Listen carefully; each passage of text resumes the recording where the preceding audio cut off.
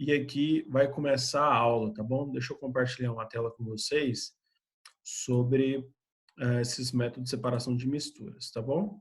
Olha só que bacana. Os métodos de separação de misturas, eles vão abranger para vocês como que as misturas vão ser separadas, né? Então pensa comigo o seguinte, vou recapitular com vocês o que é uma mistura. Uma mistura é quando eu tenho duas ou mais substâncias em um mesmo recipiente ou no mesmo ambiente. E essas misturas, elas podem ser classificadas de duas maneiras, misturas heterogêneas ou misturas homogêneas. No começo lá, quando a gente estava abordando essa ideia sobre separação dessas misturas, a gente falou dos aspectos das misturas heterogêneas. A gente falou sobre catação, sobre levigação, sobre ventilação, separação magnética, sobre dissolução fracionada, sobre extração, sobre flotação, né, que são alguns nomes diferentes. E aí, eu vou abordar com vocês isso aqui, ó. Vou começar com a decantação. Um tipo de decantação pode ser a floculação, mas existem vários tipos de decantação. A própria decantação é uma separação onde eu tenho uma separação entre um líquido e um sólido. O próprio repouso já pode fazer essa separação. Como, por exemplo, uma coisa bacana é quando você vê aquela água barrenta, onde aqueles grãos de areia, eles são mais pesados. Só que a partir de uma chuva forte, esses grãos ficam em suspensão naquela água. E aí tem uma mistura entre a areia e a água. E passa alguns dias, essa água ela decanta, né? Essa areia ela vai para o fundo. E essa decantação, ela é esse processo onde a ação da gravidade e a ação também da densidade. Então, nós temos a decantação como um processo natural. Agora, a decantação ela pode ser acelerada. O aceleramento dessa decantação chama-se centrifugação. Essa centrifugação, ela faz com que isso aconteça de forma mais rápida, essa densidade, essa gravidade atuante nessa separação de um sólido com um líquido. Tem alguém com o microfone aberto, eu acho. Tá bom? Pode desligar, por favor, para a gente poder ter uma aula um pouquinho mais fácil. Tá todo mundo me escutando bem, né? Eu acho. Deixa eu explicar para vocês o que é a ETA, Estação de Tratamento de Água. No quadro fica mais difícil de eu explicar isso para vocês, porque tem muitos desenhos, né? Primeira coisa, essa represa que está aqui, ó, essa represa, ela é como se fosse o meia ponte para a gente, tá bom? Então, o meia ponte aqui é o que vai fornecer água para a gente. Isso aqui é uma estação de tratamento de água convencional. Então, a gente tira essa água da represa, né, do meia ponte, e a gente coloca aqui e passa por um processo chamado de floculação. Você vai ver que está um nome escrito aqui, ó, sulfato de alumínio. Esse sulfato de alumínio, ele é um agente floculante, é um agente coagulante. Tanto a floculação quanto a coagulação, ela tem o mesmo nome, tem o mesmo processo. Então, a gente coloca esse agente na água e esse agente ele vai dissociar, vai formar alguns íons e esses íons vão se aderir às partículas de sujeira da água. Então, elas vão se agregando, a sujeira vai se agregando nessas partículas, então elas vão ficando mais densas. No momento que elas ficam mais densas que a água, elas vão para o fundo, elas se sedimentam. Essa sedimentação, no caso da separação da água e dessas partículas de sujeira, chama-se floculação. Essa floculação também é uma decantação, mas é feita por um agente. A decantação aqui não é um processo natural, é um processo em que eu precisei colocar um agente floculante para fornecer essa agregação dessa sujeira. E aí aumentar a densidade, e essa densidade acontecer a decantação. Então, aqui não é um meio natural, aqui é um meio forçado também, beleza? Essa floculação, o nome dela é justamente porque forma flocos, né? Esses flocos de sujeira, eles vão estar no meio do líquido e eles estão indo para baixo na forma de sedimentação. Depois vai ter outros processos, como as chamadas de filtração, vai chamar o processo de carvão ativado, areia e tal, tudo mais, e aí tem a adição de cloro, de flúor, tudo mais. Perceba aqui, ó, que na segunda parte, ó, depois que houve a adição de sulfato de alumínio, cal e cloro aqui, aparece um processo como se estivesse mexendo a água, né? Podendo agilizar essas partículas do sulfato de alumínio se agregar à água. E depois aqui, ó, olha o que tem embaixo aqui, chamado de decantação. Essa decantação é um processo de repouso. Esse repouso aí é porque as partículas já estão aderidas, estão indo para baixo. Tudo bem? Então, normalmente, a floculação ela é utilizada nas questões de provas utilizando a ETA, que é a Estação de Tratamento de Água. Essa ETA, você pode olhar no vídeo do Química Simples, que tem lá um vídeo de 2 minutos que explica todos os processos da ETA. São 8 processos, 7 a 8 processos.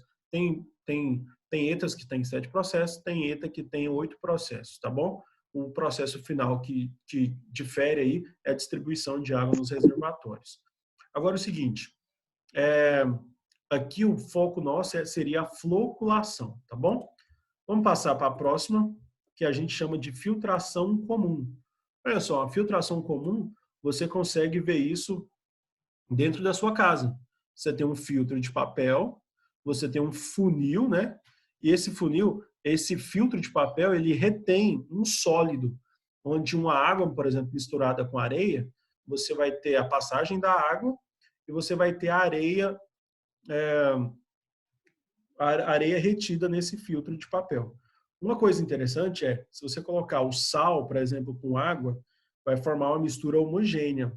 E aí, quando você passar a água salgada por um filtro de papel, o filtro de papel não vai reter esse sal, porque o sal vai estar totalmente dissolvido no meio aquoso, num aspecto tão pequeno, que é chamado de nano.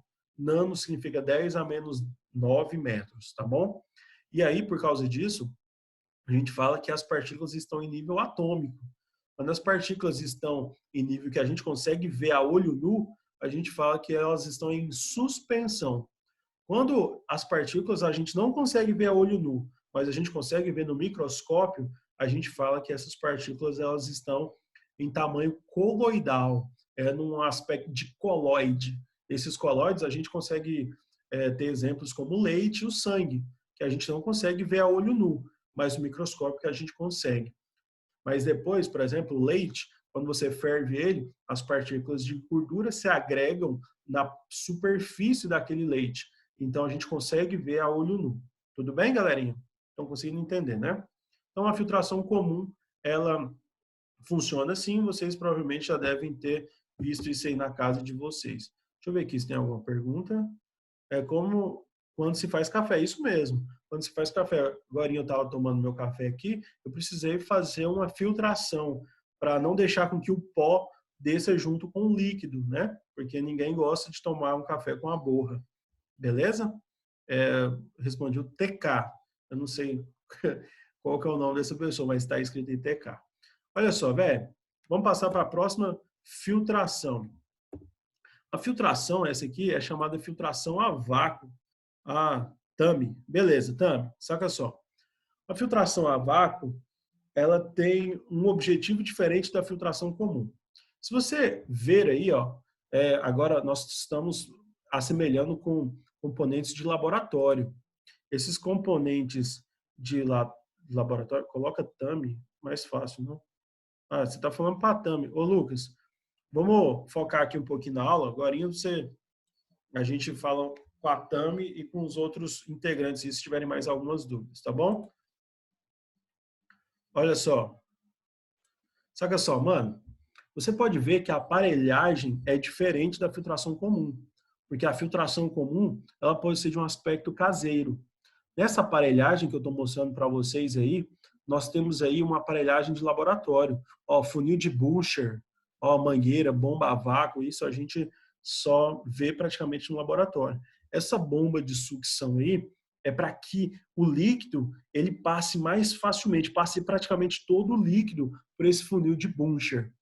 E aí o líquido passando, vai sobrar algum resíduo sólido no filtro. Esse filtro que tem aí é tipo um papelzinho que tem por cima desse funil de Buncher, é um papelzinho que fica bem aqui.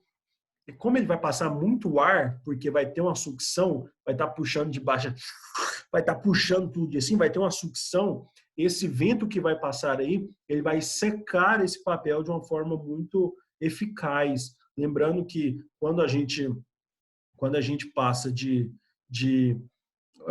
muito vento, muito ar em um recipiente, ele passa a secar muito facilmente. Então, nesse caso aqui da filtração a vácuo, o objetivo é obter o sólido, não o líquido, porque o líquido vai passar e aí a ideia é obter esse sólido. O sólido que vai ficar no papel vai ser um sólido que a gente vai ter uma ideia de um cristal, um cristalizado, alguma coisa que eu possa olhar no laboratório ou algum resíduo em que eu vou utilizar esse componente, tá bom? Então, a filtração comum foi aquele slide passado, é quando eu tenho um resíduo que vai ficar retido num filtro, onde eu vou obter o líquido que é o meu objetivo. Enquanto numa filtração a vácuo, o líquido vai passar e eu vou obter apenas o sólido que eu vou obter nisso aí. O João Gabriel e o João Pedro Gonçalves falaram que não entenderam muito bem como o vácuo não suga o líquido também. É porque é o seguinte, olha só, o João e Tami e João Gabriel, vocês conseguem ver o meu mouse aqui? Vocês conseguem ver o mouse? Onde eu fico apontando aqui na tela? Me responde isso aí, se vocês conseguem ver. Sim, beleza. Então, olha só, eu vou mostrar com o mouse, tá bom? Eu vou apontar aqui na tela. O líquido vai passar aqui, certo?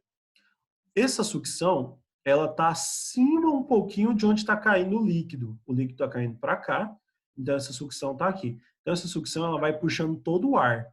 Como o recipiente é de vidro, ele não se contrai. O recipiente de vidro ele se mantém no mesmo formato. Então esse ar que está sendo sugado, ele está passando daqui de cima para baixo. O ar está passando daqui de cima para baixo e vem para esse tubinho aqui, que é uma bomba de sucção, uma bomba a vácuo. Então, o ar está passando por todo esse funil aqui, ó. Todo o líquido que está aqui, em vez daquele, é tipo aquele, se você imaginar aquele pozinho de café que fica molhadinho naquele filtro, é como se estivesse passando muito ar ali e secando totalmente aquele filtro de papel. Nesse caso aqui, desse funil de Buncher, está fazendo a mesma coisa, está passando muito ar aqui por dentro e ele está sendo sugado, somente o ar. Você está vendo que a sucção da mangueira ela fica mais na parte de cima, que é justamente para não entrar água ou então não entrar o líquido aqui dentro dessa mangueira de sucção. Se essa mangueira tivesse uma sucção embaixo, provavelmente o líquido entraria na bomba. Então essa bomba ela fica em cima, justamente para não entrar nenhuma espécie de líquido aqui dentro. Tudo bem? Podemos passar para frente? Ó, o Bruno perguntou, mas essa filtração a vácuo, sempre o líquido tem que ser mais denso que o sólido para ser sugado? Não, não necessariamente. O líquido, normalmente, ele vai ser menos denso do que o sólido. A única coisa que eu estou querendo fazer aqui é uma separação, justamente entre o líquido e entre o sólido. Só que aí é um processo acelerado. É como se fosse uma filtração comum, só que eu estou acelerando demais esse processo. Esse processo está sendo acelerado de uma forma muito brusca, tá bom? Porque está passando muito ar envolvido ali. Galera, é o seguinte, eu não sei se é o problema aqui da aula, mas está falando que vai encerrar em 6 minutos. Então, se a aula encerrar em 6 minutos, eu vou pedir para o Célio, eu vou fazer outra reunião, vou pedir para o Célio mandar o link para vocês de novo, para vocês entrarem novamente para a gente terminar a aula, tá bom? Porque além de terminar a explicação, eu quero tirar as dúvidas que tiverem de vocês. Tudo bem? Então, eu vou dar essa aula aqui mais 5 minutos, provavelmente, e aí eu vou encerrar e vou criar outra reunião, mandar o link para vocês de novo, porque às vezes o aplicativo ele tem alguns probleminhas, às vezes ele cai no meio da aula, tá bom? Seguinte, então vamos lá, mais 5 minutos e a gente vai tomando conta aqui. Ó, essa aqui é uma fusão fracionada. Isso aqui não está no livro de vocês, tá bom? Isso aqui não tem no livro de vocês. Mas eu quero trazer para a gente entender. Olha só. Pois é, Aline, Cristine, você está falando aí que geralmente o tempo esgota, mas acaba só com 40 minutos. Aqui está mostrando isso. Está mostrando que vai acabar em 5 minutos de qualquer maneira. Não tem como dar uma mudada, tá bom? Aqui pede para fazer um upgrade, né? Pode ir printando, mas se vocês quiserem, na verdade, se vocês quiserem não, eu vou mandar de qualquer forma os slides para vocês, tá bom? Então, em menos de 4 minutos eu vou encerrar a aula e eu vou começar uma outra aula com vocês para que vocês possam ter mais tempo de aula e tirar todas as dúvidas pertinentes. Então, não fiquem preocupados com isso, tá bom? Por enquanto, a gente vai fazer isso. Então, fica só na espera aí que a gente vai conseguir fazer isso. Olha só, a fusão fracionada é um método de separação de misturas que não está no livro de vocês. Mas eu quis colocar, por quê? Porque se você for analisar, olha bem para o meu dedo aqui. Ó. Meu dedo aqui ele tem uma aliança. Vou colocar bem próximo aqui da câmera para vocês. Essa aliança aqui, ela tem um aspecto uniforme. Ele tem um aspecto de apenas ter ouro. Só que aqui é uma liga metálica. Essa liga metálica é uma mistura homogênea onde tem dois sólidos. Então, aqui agora nós temos uma mistura homogênea. Uma mistura homogênea, para ela ser separada, ela precisa de ser um processo físico, onde nas misturas heterogêneas eram processos mecânicos. O que eram processos mecânicos nas misturas heterogêneas? Eu fazia a separação dos componentes e o que era sólido continuava sendo sólido, o que era líquido continuava sendo líquido.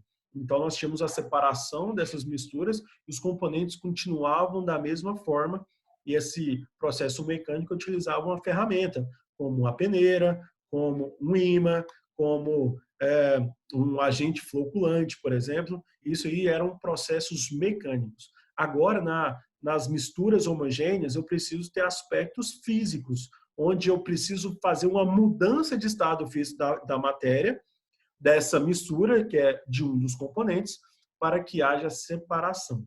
Por exemplo, nessa liga metálica aqui, ela é feita de ouro e outros metais. É 75% ouro e 25% outros metais. Esses 25% outros metais, para título da aula aqui, eu vou colocar como se fosse apenas o cobre, tá bom? Então, 75% ouro e 25% cobre. Supondo que o ouro ele passa do estado sólido para o estado líquido a 3.000 graus Celsius e o cobre também, o cobre ele passa do estado sólido para o estado líquido a 2.000 graus Celsius, eu vou pegar essa aliança e eu vou esquentá-la a uma temperatura de aproximadamente 2.000 graus Celsius, porque o cobre vai derreter, mas o ouro não vai derreter, o ouro vai continuar sendo um sólido. E aí eu posso separar esses metais e fazer uma purificação desses componentes. Essa purificação ela vai ser eficaz nesse processo de separação, onde eu vou isolar apenas esses componentes. Normalmente o ouro ele é colocado, o ouro 18 quilates, que é 75%, porque ele é mais duro. O ouro 100%, que é o ouro 24 quilates, ele é muito quebradiço, ele é muito mole. Por exemplo, se eu usasse uma aliança de ouro 24 quilates, qualquer lugar que eu batesse, ela ia amassar, ela ia quebrar, ia sair do propósito dessa aliança. Tudo bem? Então, por exemplo, para separar esses componentes, eu faço uma fusão fracionada, que é justamente o que está na tela de vocês aí. Só que aqui na tela tem enxofre e areia. E eu não consigo ver a diferença entre esses componentes. Então, forma uma mistura homogênea. E aí passa por um aquecimento.